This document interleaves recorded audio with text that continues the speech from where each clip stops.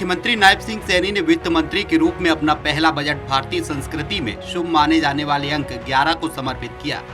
Budget भाषण के अपने उत्तर में वित्त वर्ष 2025-26 के लिए 11 नए मुख्य संकल्प रेखांकित किए गए हैं और 11वें मुख्य सेवक के रूप में चुनने के लिए प्रदेश के लोगों का आभार व्यक्त किया है।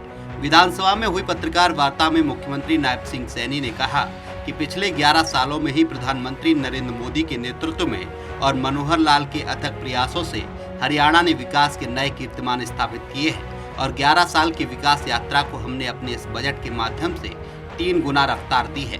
उन्होंने कहा कि सदन में विपक्ष खानापूर्ति कर रहा था, उनके पास कोई मुद्दा नहीं था। पिछले 11 सालों में प्रधानमंत्री नरेंद्र मोदी के नेतृत्व में हरियाणा में पिछला एक दशक सुखद बदलाव का साक्षी रहा है। प्रदेश में क्रांतिकारी बदलाव हुए हैं। भय, भ्रष्टाचार और घोटालों का दंश झेल रही जनता को बड़ी राहत मिली है।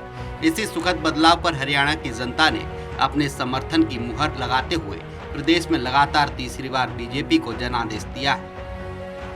प्रदेश में क्रांतिकारी बदलाव हुए हैं। भय, भ्रष्टाचार और घोटालों का दंश झेल रही जनता को बड़ी राहत मिली है। इसी सुखद बदलाव पर हरियाणा की जनता ने अपने समर्थन की मुहर लगाते हुए तीसरी बार नॉन स्टॉप जनादेश दिया है।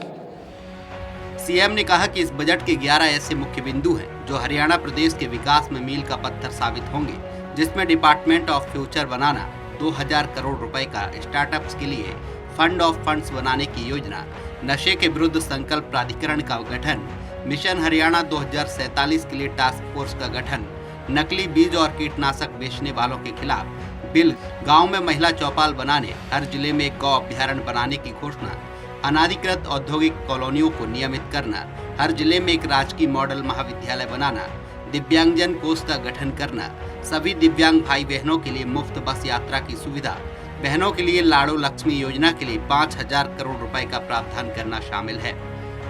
नशे के विरुद्ध संकल्प प्राधिकरण का गठन, मिशन 2047 के लिए टास्क फोर्स का गठन, नकली बीज और कीटनाशक बेचने वालों के खिलाफ बिल, गांव में महिला चौपाल बनाने की शुरुआत, हर जिले में एक गो अभ्यारण्य बनाने की घोषणा।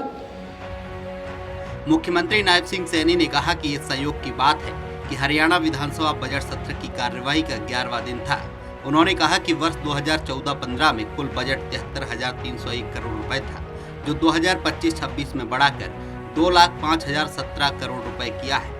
इस प्रकार पिछले 10 सालों में कुल बजट में 180% की बढ़ोतरी हुई है। वर्ष 2014-15 में प्रति व्यक्ति आय 1,47,382 रुपए थी, जो 2024-25 में बढ़कर 3,53,182 रुपए हो गई है। वही राज्य का एक्सपेंडिचर 2014-15 में 59,451 करोड़ रुपए था, जो 2024-25 में बढ़कर 1,55,832 करोड़ रुपए हो गया है। राज्य का ऋण 2004-05 में 17,347 करोड़ रुपए था, जो 2014-15 में 96,875 करोड़ रुपए हो गया था। इसकी तुलना में 2014-15 से 2024-25 में कर्जा लगभग 3 गुना ही बढ़ा है। वर्ष 2014-15 में प्रति व्यक्ति आय 1,47,382 रुपये थी, जो वर्ष 2024-25 में बढ़कर 3,53,182 रुपये हो गई है। सीएम ने कहा कि प्रदेश के कोने कोने से मिले सुझावों को एकत्रित करने की इस प्रक्रिया को हमने महाकुंभ की संज्ञा दी है। Bureau report, Swaraj express.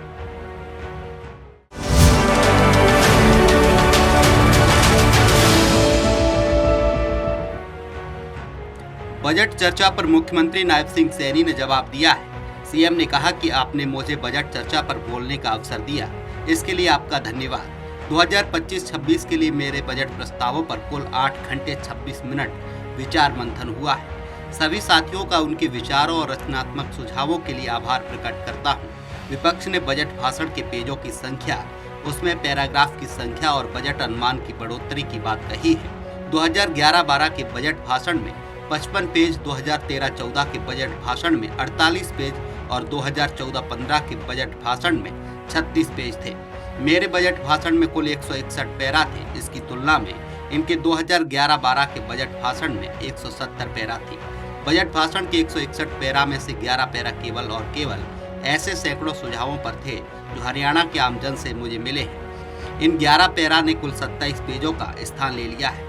ये प्रदेश के लिए गर्व का विषय है कि बजट भाषण एक तिहाई से भी अधिक हिस्से का कोई भी वाक्य मेरा नहीं था, बल्कि हरियाणा के जनमानस की सोच थी।